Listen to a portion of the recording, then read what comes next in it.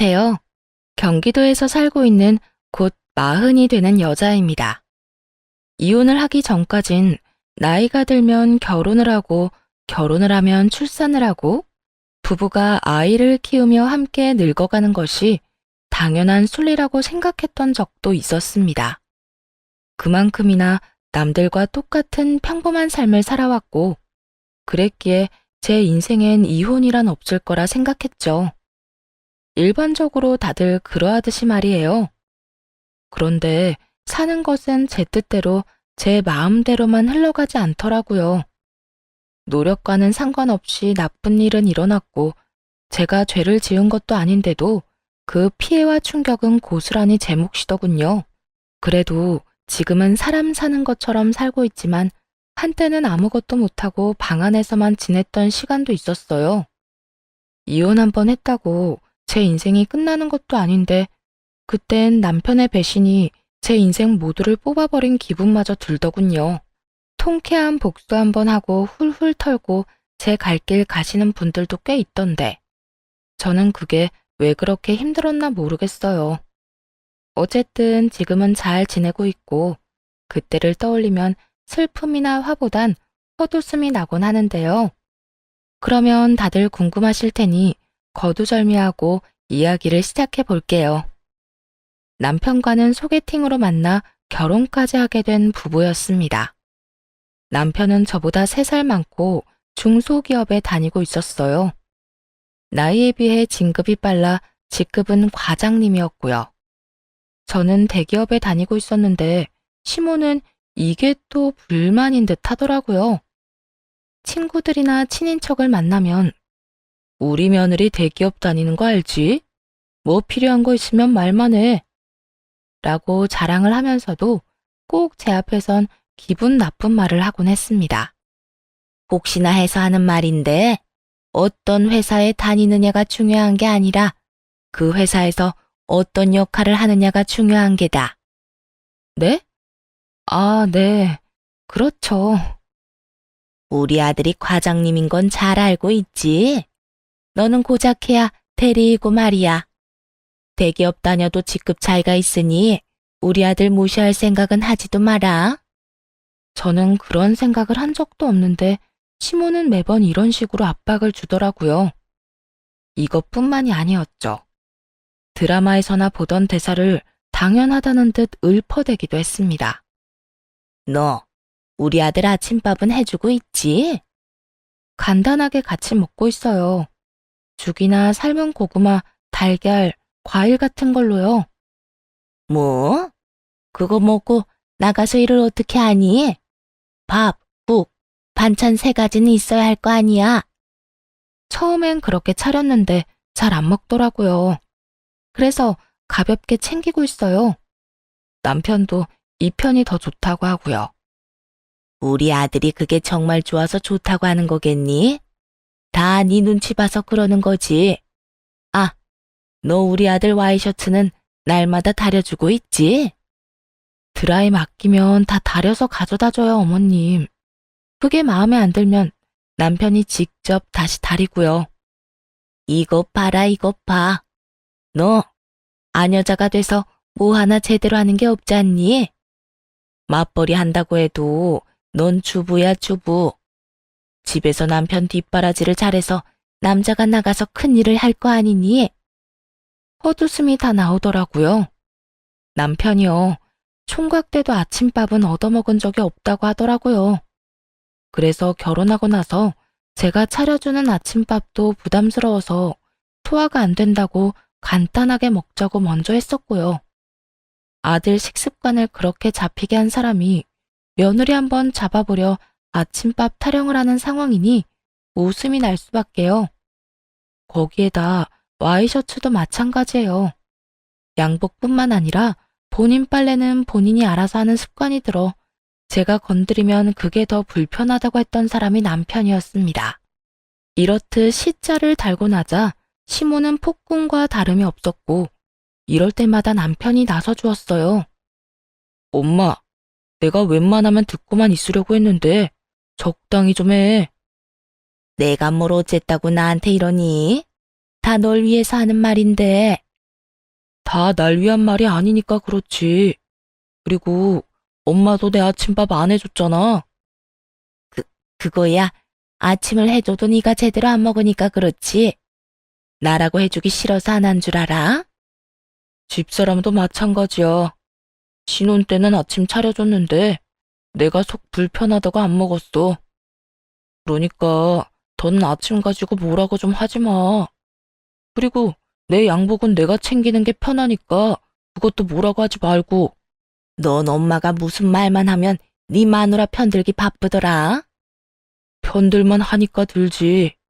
엄마, 말이야 바른 말이라고. 중소기업이랑 대기업이랑 비교가 돼?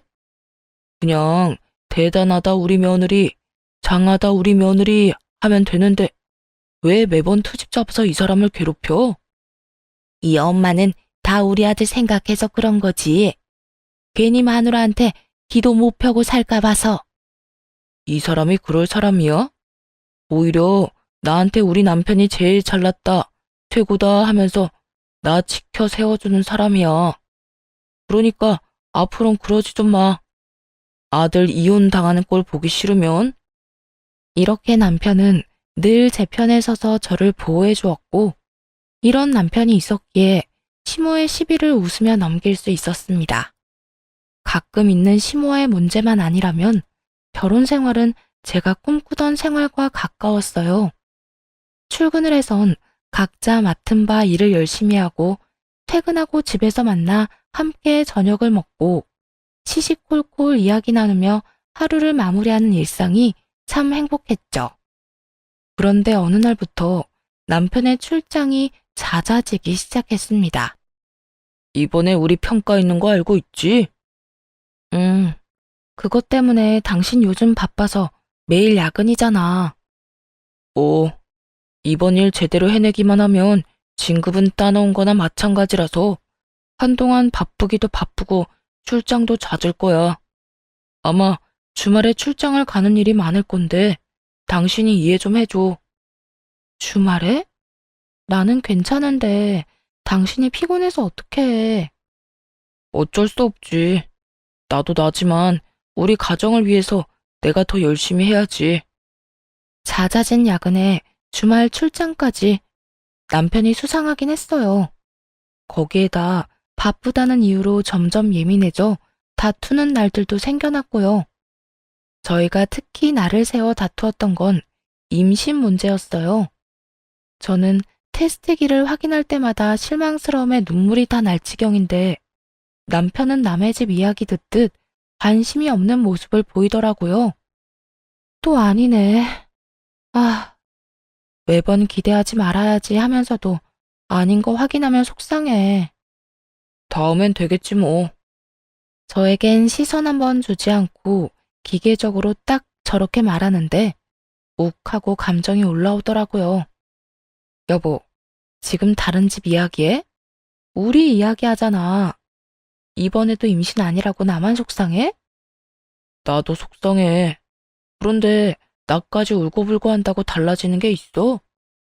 달라지는 건 없어도 관심은 좀 가져야 할 거 아니야. 당신 이렇게 무관심한 모습 보일 때마다 나 섭섭해. 아, 진짜. 나 바빠서 힘들어하는 거 당신 눈엔 안 보여? 잠잘 시간도 부족하고 주말엔 쉬지도 못하고 출장 다녀. 그런 나한테 이렇게 징징거려야 해? 징징? 당신 어떻게 나한테 그런 식으로 말할 수가 있어? 내 입장에선 당신한테 위로 정도는 바랄 수도 있는 거잖아. 위로도 내 상황이 좋아야 할 마음이 생기는 거야. 나도 힘들어서 예민한데 당신까지 옆에서 계속 우는 소리 하면 나도 지쳐. 나도 힘들다고. 나만 좋자고 임신 준비해? 나만 원해서 임신 준비하는 거냐고. 당신이 먼저 이야기 꺼내서 시작한 준비인데 왜 나만 이렇게 마음고생, 몸고생 해야 하냐고. 그렇게 힘들면 하지 마. 안 하면 될 거 아니야. 그까짓 임신이 뭐라고 사람을 이렇게 못살게 굴어? 그래, 그만하자, 그만해. 나도 이 문제로 당신하고 다투는 거 지긋지긋하다고. 이쯤엔 서로 감정이 많이 상한 터라 한번 다투기 시작하면 상처되는 말이 오가기 일쑤였고, 사이가 멀어지면 멀어질수록 변해버린 남편이 의심스러울 수밖에 없었어요. 그런데 남편의 얼굴이 점점 더 hel숙해지고 일거리를 집으로 가지고 와 새벽까지 일을 하니 의심은커녕 안쓰러운 마음마저 들더라고요. 사람 감정이라는 게 무서운 것이 그때까진 남편을 믿기도 했고 너무나도 사랑했기에 피어나는 의심도 애써 모른 척 무시했던 것 같아요. 그날도 마찬가지였습니다. 제 생일이었는데 주말이 겹쳐 오랜만에 남편과 좋은 시간을 보내야겠다고 기대를 했죠. 그런데 남편이 또 출장을 가야 한다고 하더라고요. 급하고 중요한 출장이라며 서둘러 짐을 챙겨 집을 나서더군요. 눈치를 보아하니 제 생일이란 건 전혀 모르는 듯 했고 전 또 섭섭한 마음이 들었죠. 하지만 중요한 일이라고 하니 마음을 어지럽히기보단 이해하려고 노력했습니다. 매년 있는 생일 유난 떨지 말자고 내년, 내후년엔 더 행복하겠지 하고요. 그렇게 생일날 혼자 집에 있는데 시모가 들이닥치더군요. 보약 한 박스를 들고 왔는데 그렇지 않아도 좋지 않은 마음에 비수를 내리꽂으며 한약을 주더라고요. 내가 어디 가서 너희를 좀 물었는데 너희가 애가 안 생기는 게 다 너 때문이라고 하더구나. 네? 저요? 그래, 너. 네가 기가 너무 세서 아이도 안 들어서고 우리 아들 일도 잘 안 풀린다고 하더라. 그래서 내가 너 기도 좀 죽이고 임신도 잘 되는 약으로 지어왔으니 하루에 3번 빼놓지 말고 챙겨 먹거라. 들어보니 정식 한의원에서 지어온 약도 아닌 듯 하더군요. 어디 가서 사기를 당한 것이 분명한데 출처도 불분명한 약을 내밀며 어찌나 생색을 내는지 기가 막혔죠. 그런 말도 안 되는 말을 듣고 이 약까지 지어오신 거예요? 이거 얼만데요? 아니, 거기 어디예요? 연락처 있으면 저 좀 주세요. 왜? 가서 환불이라도 하게? 환불만 하겠어요? 가서 왜 그딴 말을 했는지, 그런 말을 한 근거는 있는 건지 제가 좀 드러나 봐야겠어요. 아서라. 여기 예약도 힘들어서 지인들한테 부탁하고 부탁해서 다녀온 곳이야. 괜히 의심하면 약발만 떨어지니 긴 말 말고 시키는 대로 해. 단호한 시모를 보아하니 제가 무슨 말을 해도 씨알도 먹히지 않을 것 같았어요. 그 사기꾼이 몸에 좋다면 돌가루 물도 약물이라며 마실 사람 같아서 더 말해봤자 시간 낭비만 될 것이 뻔했죠. 아, 네, 알겠어요. 거기 두시면 정리해놓고 한 포씩 챙겨 먹을게요. 그래, 얼른 챙겨 먹고 얼른 애나 좀 만들 거라. 네. 다 알겠으니까 이만 돌아가 주세요. 제가 좀 피곤해서요. 다른 날도 아닌 생일에 혼자 있는 것도 서러운데 시모와 실랑이 하고 싶지 않았어요. 대충 알겠다고 하며 시모를 돌려보내려고 하는데 눈치도 없는 시모는 이번엔 잠자리 간섭을 하기 시작했죠. 그런데 너희 잠자리는 가지고 있니? 언제 가졌니? 일주일에 몇 번씩 가지니? 친정엄마도 조심스러워 묻지 않는 잠자리를 왜 시모들은 아무렇지도 않게 물어보는지 모르겠어요. 말 나왔을 때 제대로 짚고 넘어가지 않으면 계속 이 문제로 괴롭힐 것이 분명해서 한 소리 하기로 했습니다. 남편이 요즘 바빠서 항상 늦고 피곤해해요. 저희가 알아서 잘하고 있으니 그런 것까진 묻지 말아주세요. 저 불편해요. 네가 알아서 잘하면 나도 이런 말까지 하겠어? 남자들이 바쁘다고 하면서 밖으로 놔두는 거, 그거 여자가 제대로 못해서 그런 거다. 저도요, 직장 생활을 하는 것 치고서는 할 도리는 다 하고 살아요. 도리? 네가 할 도리는 다 하는데 내 아들이 저리 밖으로 놔둘겠어? 네가 남편 기죽이고 잔소리하니까 이런저런 핑계로 집에는 안 오는 거겠지. 그런 게 아니라 진급 앞두고 정말 바빠서 그런 거라니까요. 제 말을 못 믿겠으면 남편한테 전화해서 물어보면 되잖아요. 우리 아들 신경 쓰이게 내가 왜 그래야 하니? 난 우리 아들 방해하기 싫다. 사람 약 올리는 것도 아니고 비아냥대는 말투로 속을 긁어대니 짜증이 확 올라오더라고요. 이러니 저러니 해도 시어머니이니 그에 걸맞은 대접은 해주고 싶었는데 또다시 시작된 말도 안 되는 모함에 그만 폭발하고야 말았습니다. 이왕 말이 나왔으니 다시 물어보자. 너 진짜 우리 아들 기죽이는 거 아니지? 너 대기업 다닌다고 우리 아들 무시하고 그러는 거 아니냔 말이야. 어머님, 아니라고 몇 번을 말씀드려야 믿으실 거예요. 아니, 제가 무슨 말을 하면 그 말을 제대로 듣기나 하세요? 매번 아니라고 해도 똑같은 말, 똑같은 질문. 지겹지도 않으세요? 내가 할 일 없어서 똑같은 말 하는 줄 아니? 지금 돌아가는 상황이 그렇잖아. 아들은 바쁘다는 핑계로 집에도 없지. 임신 준비한다고 한 너는 소식도 없지. 정황상 그런 생각이 들 수밖에 없잖니? 그건 어머님 혼자만의 억측이라고는 생각 안 해보셨어요? 억측이란 말이 욕도 아니고 비속어도 아닌데 시모는 잘 걸렸다라는 투로 꼬투리를 잡더군요. 그 김에 오늘 제 버릇 좀 고치겠다는 굳은 의지를 보이면서요. 억측? 억측은 무슨? 지금도 봐라. 하늘 같은 시어머니한테도 이렇게 구는데 네 남편한테는 오죽하겠어? 할 말 있으면 따박따박 피곤한 사람 붙잡고 다 했겠지. 사이가 나빠지는 데는 다 이유가 있는 법이야. 어머님이 이러지만 않으면 저희 사이엔 아무런 문제가 없거든요.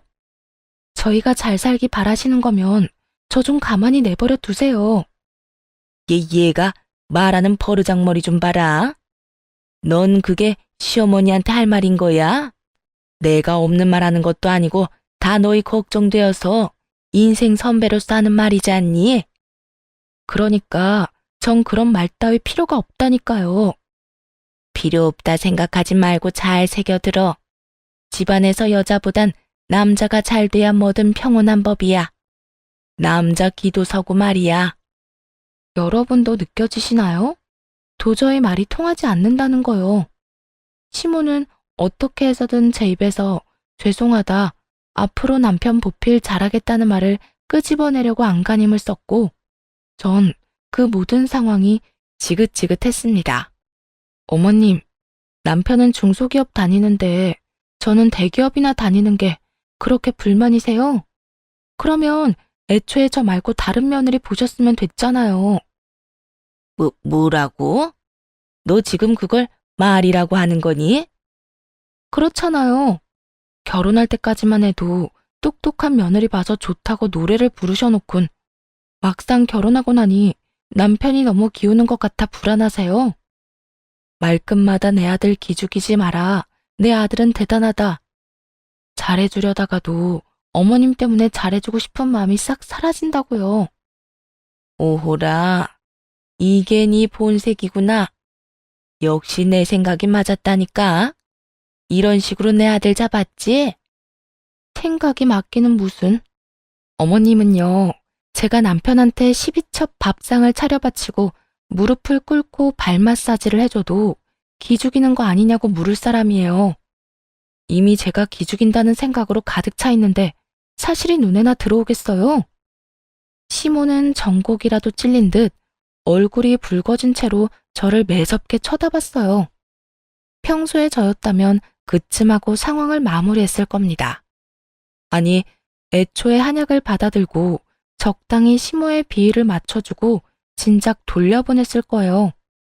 하지만 그날은 제 생일이었고 남편과 내내 사이가 좋지 않았고 늘 저를 못 잡아먹어 안달인 시모까지 모든 것이 엎친 데 덮친 격이었죠.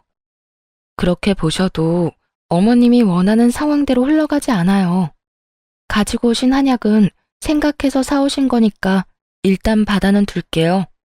할 말 다 하셨으면 이만 가주세요. 너 지금 나 쫓아내는 거니? 살다 살다 내가 별꼴을 다 당하는구나.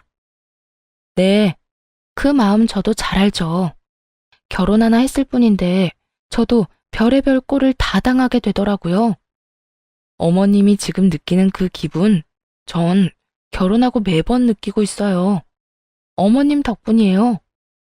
쌓인 게 워낙 많아서인지 말도 술술 잘 나오더라고요. 시모는 전곡만 콕콕 찔러대는 말에 얼굴이 터질 듯이 붉어진다 싶더니 이내에 입에 담지도 못할 욕을 하며 제 머리채까지 잡기 시작했습니다. 머리는 그러면 안 된다고 생각하면서도 제 손은 반사적으로 시모의 머리로 향했고 상황은 순식간에 난장판이 되었죠. 너 진짜 미쳤니? 어디서 감히 시어머님 머리를 잡아? 그러는 어머님은 왜 제 머리 잡고 있는데요? 그거야. 네가 잡힐 만한 짓을 하니까 그렇지. 저도 마찬가지예요. 요즘이 어떤 세상인데 당하고만 있어요? 이 인연이 진짜? 오늘 너 죽고 나 사는 날인 줄 알거라. 그렇게 한참 몸싸움은 계속되었고 젊은 제 체력을 이겨낼 수 없었던 시모가 먼저 백기를 들곤 놔두더라고요. 그리곤 마지막까지 악담을 하곤 집으로 돌아가더군요. 너 내가 가만두지 않을 것이야. 오늘 있었던 일 내 아들한테 말해서 네 눈에서 피눈물 흐르는 꼴을 내 꼭 보고야 말 거야. 생일날 남편이 곁에 없는 것도 서러운데 시모까지 그런 난동까지 부리고 돌아가니 얼마나 서러웠는지 몰라요. 제 신세가 불쌍해서 바닥에 주저앉아 어린아이처럼 울었습니다. 그렇게 울다 잠이 들었고 휴대전화 진동소리에 잠이 깨 시계를 보니 밤 11시가 다 되어 가더군요. 모르는 번호로 전화가 오고 있었고 시간이 시간인지라 스팸 전화는 아니란 생각에 일단 전화를 받았습니다. 여보세요? 누구세요? 혹시 박준호 씨 보호자분 되시나요? 네, 제 남편인데 왜 그러세요? 혹시 사고라도 났나요? 아니, 사고가 난 게 아니라 싸움이 나서요. 지금 경찰서에 보호자분이 오셔야 하는 상황이라 연락드렸습니다. 여기 땡땡 경찰서인데 지금 좀 오실 수 있을까요? 출장을 간다는 사람이 경찰서에 잡혀 있다니 놀랄 수밖에 없는 상황이었어요. 거기에다 집에서 그리 멀지도 않은 옆 동네의 경찰서에 있다니 이상할 수밖에 없는 상황이었죠. 이해할 수 없는 일만 가득한 상황이긴 했지만 생각에 잠겨 있을 시간은 없었고 서둘러 경찰서로 향했어요. 문을 열고 들어가니 시모도 와 있더라고요. 시모의 시선을 애써 무시한 채 남편을 찾았고 경찰서 의자에 앉은 술에 잔뜩 취한 남편을 발견할 수 있었죠. 그리고 그 옆에 자리한 젊은 여자까지 말이에요. 그래요. 남편은 혼자가 아니었습니다. 척 보아도 20대 중반도 되지 않아 보이는 어린 여자와 다정히 어깨를 기대고 있더군요. 시모도 그런 두 사람을 발견한 뒤였고 저보다 더 당황한 기색이 역력한 시모는 재빠르게 남편을 두드려 깨우기 시작했죠. 이 녀석아, 정신 좀 차려봐. 출장 간다는 녀석이 여기에 왜 있는 게야? 이 여자는 누구고? 아파. 때리지 좀 마. 속도 안 좋고 잠도 온단 말이야. 아우, 술 냄새. 도대체 술을 얼마나 마신 거야? 도대체 어떻게 된 일이에요? 우리 아들이 왜 이 경찰서에 있는 거냐고요? 남편을 깨우다 지친 시모는 경찰분에게 어떻게 된 상황인지 묻기 시작했고 경찰분은 여러 눈치를 살피더니 차근차근 상황을 설명해 주더군요. 그게 요 앞에 호수 아시죠? 거기 술집에서 싸움을 하셨어요. 저기 있는 젊은 남자분들이랑. 우리 아들이 싸움을요? 그럴 리가 없어요. CCTV는 확인해 보셨나요? 지금 생사람 잡고 있는 거 아니냐고요? CCTV 다 확인해 봤고요. 본인도 인정하고 진술 끝난 상태입니다. 저 여자분이랑 같이 술집에 있는데 저 젊은 남자분들이 저 여자분한테 같이 술 한잔 하자고 전화번호 알려달라고 해서 화나서 먼저 때렸다고요. 우리 아들이요? 저 여자가 도대체 뭐길래 우리 아들이 그런 짓까지? 그럴 리가 없다고요. 저희는 그런 것까지 모르고요. 어쨌든 있었던 사실만 말씀드리는 것뿐입니다. 보호자분 오셔야 한다니까 어머님이랑 아내분 부르셨고요. 한사코 두 분 다 오셔야 한다고 해서 두 분 다 불러드렸으니 얼른 깨워서 데리고 가세요. 들어보니 가관이더군요. 그간 왜 남편 행동이 바뀌었나 했더니 일이 바빠서가 아닌 외도나 저지른다고 예민하게 굴었던 것이더라고요. 유난히 헬쑥해진 얼굴도 두 여자를 오가다 보니 그랬던 것이었고 출장이 잦았던 것도 외도 때문이었죠. 그리고 그날 제 생일도 잊은 남편놈은 상간녀와 함께 불륜의 메카로 불리우는 호수에서 좋은 시간을 보냈고 거기에서 상간녀로 인해 싸움까지 난 것이었습니다. 술에 얼마나 취한 것인지 보호자를 부르라는 경찰분의 말에 저와 시모의 번호를 주며 둘 다 부르라고 우겼고 추악한 외도 사실을 저에게 들키게 된 것이었죠. 경찰분도 제 눈치를 보며 더는 곤란하니 묻지 말란 식으로 말을 끊었는데 시모만 급하게 큰 소리로 그럴 리가 없다. 분명 무슨 사정이 있었을 거라며 상황을 부인하기 시작했죠. 너 진짜 정신 안 차려? 얼른 일어나서 아니라고 네 입으로 말하란 말이야. 무슨 사정인지 네가 말해보란 말이야. 엄마, 그만 좀 때려. 아프단 말이야. 맞다. 엄마, 인사해. 우리 회사 신입사원 김희영. 예쁘지? 우리 회사에서 제일 어리고 제일 예뻐. 내 애인이다. 시모의 얼굴은 사색이 되어갔고 저는 생각 자체가 사라지더군요. 화가 나지도 않았고 슬프지도 않았어요. 그저 기가 막혔죠. 콧방귀를 끼며 그 자리에 가만히 서 있으니 시모가 저에게 다가와 어떻게 해서든 상황을 무마해보려 애쓰더군요. 아가야, 그게 저 녀석이 지금 술에 많이 취해서 자기가 무슨 말을 하는지 모르는 것 같구나. 오해하지 말고 일단 내일 다시 이야기 나눠보는 건 어떠니? 어머님, 혹시 그거 아세요? 오늘 제 생일이에요. 뭐? 그게 남자가 큰 일을 하다 보면 그런 건 잊을 수도 있고 그런 거야. 지금 일도 그래. 신입사원이라고 하는 거 보니까 출장을 함께 온 직원인가 보구나. 그렇고 말고. 기껏 생각해낸 말이 젖따위니 기분이 점점 나빠지더라고요. 어머님은 제가 바보인 줄 아세요? 이 사람 부산 출장이라고 짐까지 야무지게 싸서 갔어요. 여기가 부산인가요? 그게 출장지가 바뀌었을 수도 있지. 아까 경찰분들이 하는 말 같이 들었잖아요. 여자 때문에 싸웠다고. 그건 어떻게 설명하실 건데요? 그거야 부하 직원이 괴롭힘 당하는 줄 알고 그랬을 거다. 우리 아들이 워낙 정의감이 넘치지 않니? 그럼 저 인간 입으로 애인이라고 어머님께 소개한 건요? 말은 되지 않지만 어떻게 해서든 변명을 해대던 시모도 마지막 물음에 할 말이 없는데 입을 다물더군요. 그리곤 이내에 더는 가망조차 없다 싶었는지 뻔뻔하게 큰 소리를 치더라고요. 에휴, 그래. 내 아들이 네 생일날 거짓말하고 다른 여자랑 있었어. 그게 왜? 뭐가 어쨌다고 그렇게 인상 팍 쓰고 시어미를 쥐잡듯이 잡니?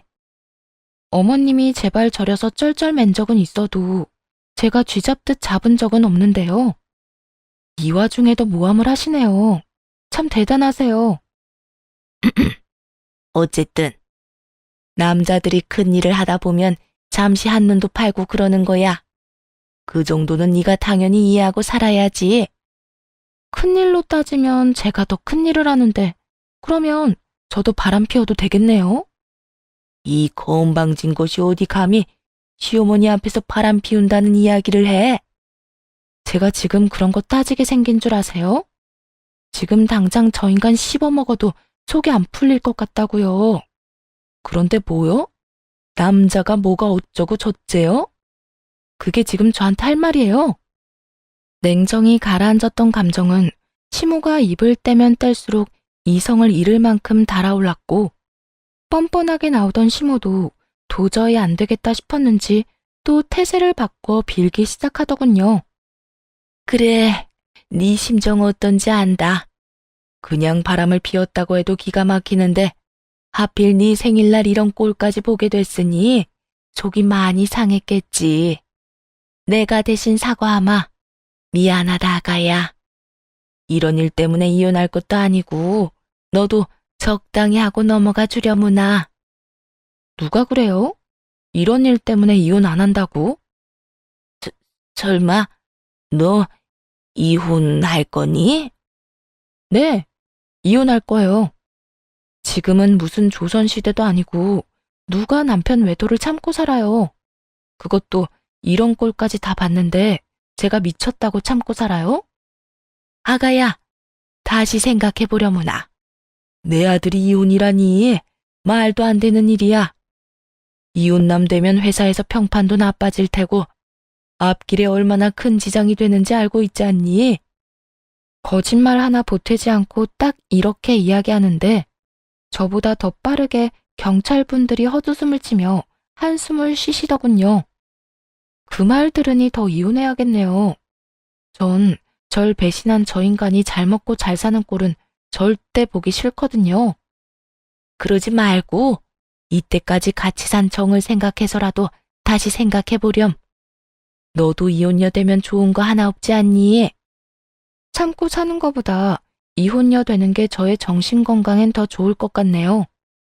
그러면 술에 취한 아들이랑 새 며느리 잘 챙겨서 가세요. 아가야! 아가야! 절규에 가까운 소리를 내며 시모가 불렀지만 그대로 경찰서를 나와 집으로 돌아왔습니다. 집에 도착하고 나니 그제야 실감이 나더라고요. 믿어 의심치 않았던 남편이었기에 그 배신감은 정말 말로 다하지 못할 정도였습니다. 그리고 그 배신감을 원동력 삼아 생각하고 또 생각했어요. 어떻게 해야 이 원통스러운 마음을 조금이라도 돌려줄 수 있을지 말이에요. 그리고 기다리던 해는 떠올랐고 전 곧장 한약을 챙겨 남편의 회사로 찾아갔어요. 로비에 들어서자마자 저를 알아본 직원들이 인사를 건네주더라고요. 친절하게 사무실까지 안내도 해주어 쉽게 사무실에 도착한 저는 바로 상간녀를 찾았어요.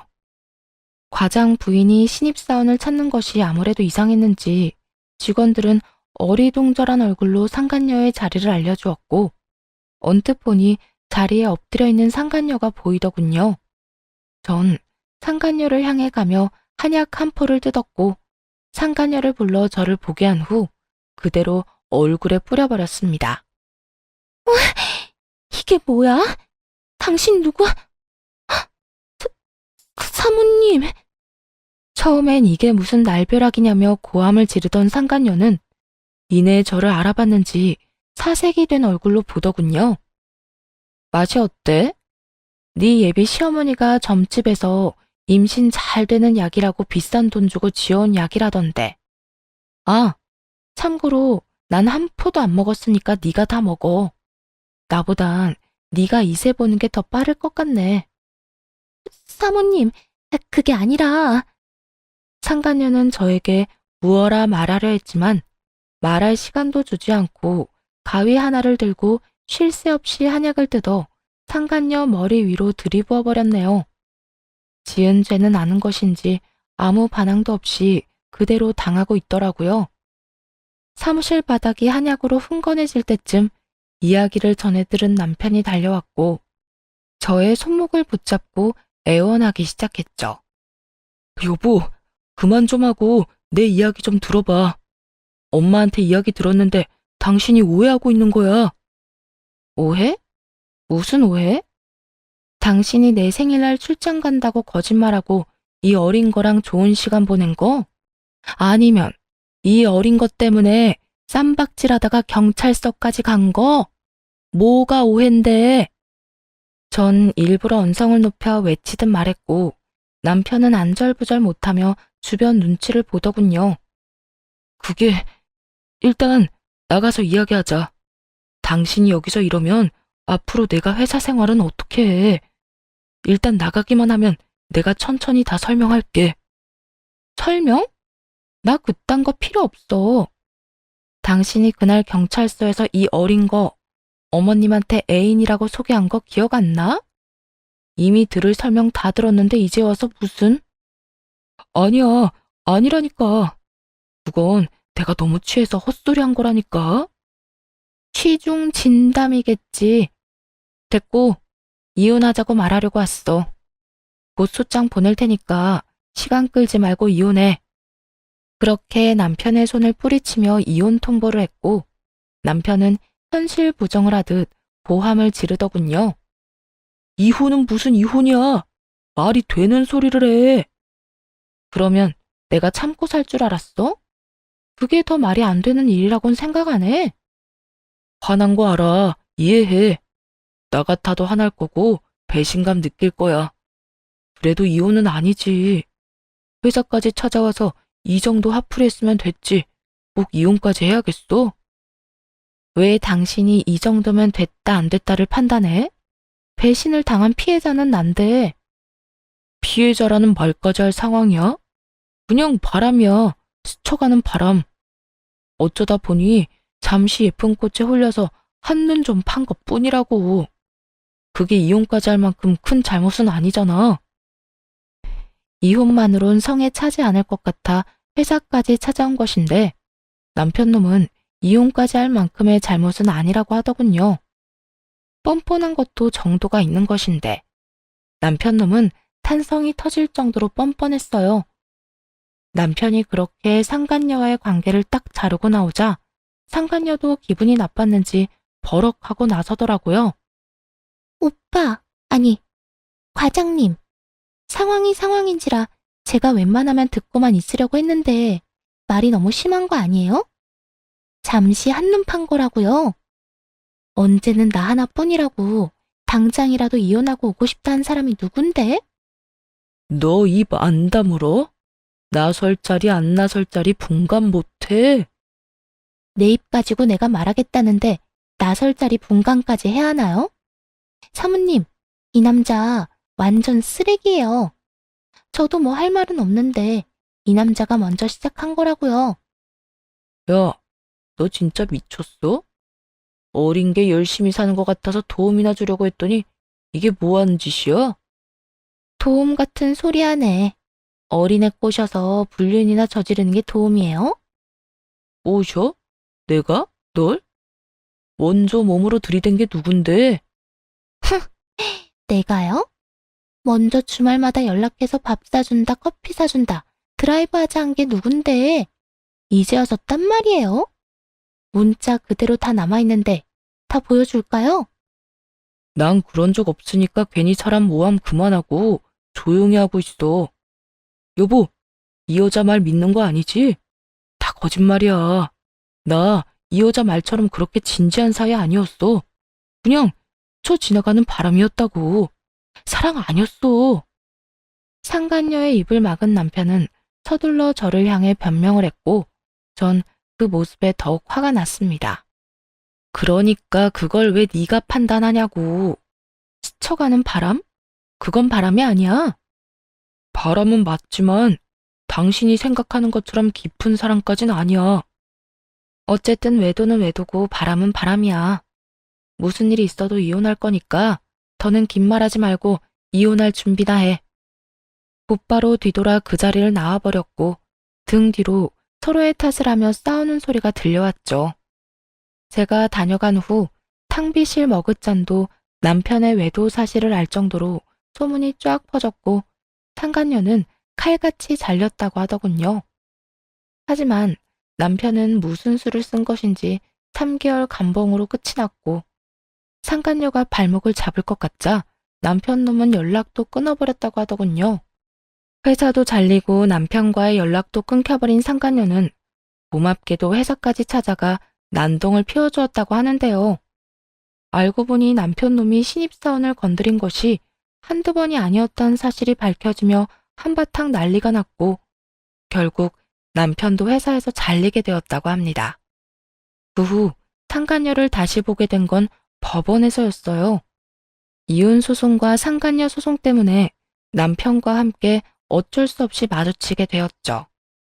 난동 부린다고 고생했다는 말 정도는 해주려고 했는데 어디선가 시모가 나타나 상간녀의 머리채를 낚아채더라고요.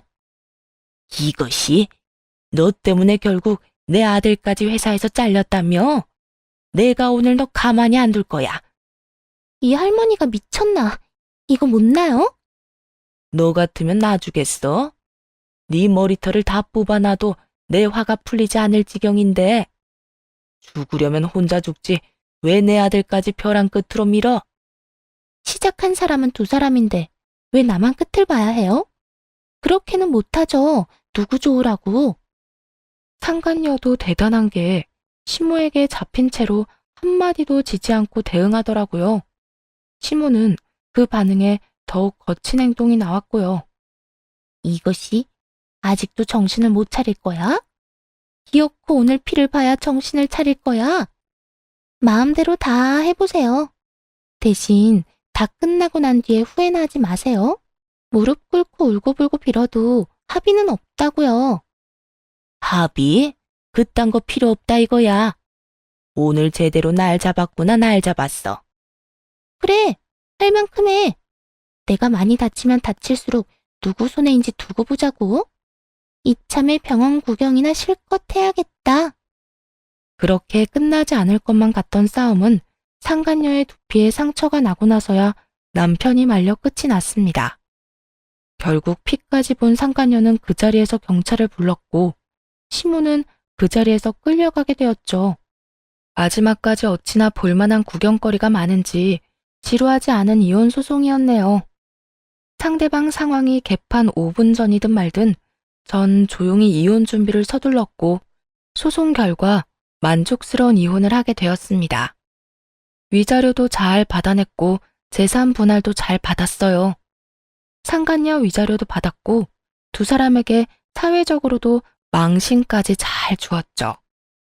그 덕에 전 남편은 거짓골에 당장 취업도 어려운 지경이 되었고 상간녀는 젊은 나이에 불륜녀 딱지를 붙인 탈모녀가 되었습니다. 그렇게 끝이 났냐고요? 아니요, 설마요. 스쳐가는 바람이라며 미안하다는 말은 끝까지 안 턴 전 남편이 이도 안 되는 거짓 신세가 되자 찾아오더군요. 눈물까지 흘리며 말이에요. 여보, 내가 미안해. 내가 미쳤었나 봐. 내가 진짜 당신한테 할 말이 없다. 여보는 무슨? 그렇게 부르지도 마. 우리 이혼한 거 잊었어? 당신이 자초한 이혼이었잖아. 안 잊었어. 매일같이 그 순간을 후회하고 있어. 내가 당신한테 그러면 안 되는 거였는데 그땐 정말 내가 일이 너무 힘들다 보니 기댈 곳이 필요했어. 신입사원한테 기대는 직장 상사라. 그거 참 참신하긴 하다. 그래서 신입사원 들어올 때마다 그렇게 추파를 던졌어? 들어보니까 한두 명이 아니던데? 그건 그 여자가 다 모함한 거라니까. 다 사실이 아니라고. 사실이든 아니든 나하고는 이제 상관없어. 어차피 우리 이혼했고 더는 그런 게 중요하진 않으니까. 나한텐 중요한 건 당신이 다신 날 안 찾아오는 거야. 그렇게까지 딱 자르지 마. 나도 양심상 당장 다시 살자는 말하려고 온 건 아니야. 그저 다시 한번 기회를 달라는 말 하고 싶어서 왔어. 내가 앞으로 잘할 테니까 기회를 좀 주면 안 될까? 자기랑 결혼 한번 했던 것이 무슨 벼슬도 아니고 어쩌면 저리도 뻔뻔하게 굴 수 있는 것인지 이해가 되지 않더군요. 심지어 이혼 사유도 보통 이혼 사유가 아니잖아요. 그런 이유로 이혼까지 당해놓고 기회 타령이나 하는 전 남편에게 화가 치솟았어요. 넌 진짜 내가 만만하구나. 우리 이혼 사유가 다른 이유도 아닌 외도야, 외도. 나 말고 어린 년 좋다고 가놓고선 이제 와서 기회? 무슨 기회? 널 이 세상에서 없애버릴 기회라도 줄까? 무섭게 왜 그래? 당신 나 많이 사랑했잖아. 그런 좋았던 세월을 생각해서 나한테 기회 한 번 더 달라고 하는 게 그렇게 화낼 일이야? 그 순간 어떤 생각이 들었는지 아세요? 내가 이딴 인간인 걸 모르고 내 인생을 허비했구나라는 생각이요. 누굴 원망하고 싶지도 않고 그저 제가 한심했습니다. 그러면서 더는 한심하단 생각이 들지 않게 확실히 하기로 했어요. 아 뜨거워 하고 다신 찾아올 생각도 하지 못하게 만들어야 했죠. 야, 정신 차려. 좋았던 세월은 지나갔고 지나간 시간은 네가 무슨 생쇼를 해봤자 돌아오지 않아. 그러니까 여기서 시간 낭비하지 말고 꺼져. 차마 적진 못했지만 욕설을 섞어가며 제 심정을 전하자 전 남편 놈은 자리에서 일어나 마지막 발악을 하듯 제 팔을 붙들고 늘어지더라고요. 그래서 전 마지막 본때를 보여줄 요량으로 있는 힘껏 남편의 뺨을 올려붙였네요. 다시 찾아오잖아? 내 손 더럽힐 필요도 없이 경찰 부를 거야. 그리고 무슨 수를 쓰든 거기에서 못 나오게 해줄 테니까 그 정도 각오는 하고 찾아와. 알겠어? 정말 이렇게까지 나올 거야? 이렇게까지 나오게 만든 사람이 너야 너. 양심도 없이 어딜 찾아와서 기회 타령이야? 얼른 가. 다신 찾아오지 말고. 그렇게 돌아간 전 남편은 더는 찾아오지 않았고 그 뒤로 전 남편은 볼 것도 없이 한심한 꼴로 전 시모랑 오손도손 살고 있다는 이야기를 들을 수 있었네요. 가정 소중한 줄 모르고 헛짓거리하고 다니더니 그 꼴 좋다고 생각했네요. 그 후 전 일단 부모님이 계신 지역으로 이사를 하며 이직도 했습니다. 사연 처음에 말씀드렸다시피 워낙 심적으로 힘들기도 했고 전 남편과 전 시모가 또 찾아올까 걱정이 크기도 해 내린 결정이었죠. 새로운 곳에서 적응하랴 여러 가지 상처를 털어내랴 힘든 시기를 보낼 때 아빠가 저를 꽉 안아주며 이렇게 말씀해 주셨습니다. 딸, 많이 힘들지? 원래가 그런 거야. 나쁜 사람이었지만 우리 딸이 많이 사랑했고 한때는 전부였던 사람이었잖아. 그런 사람이랑 그런 이유로 헤어지게 되었는데 그게 어떻게 하루아침에 아무렇지 않은 일이 되겠소?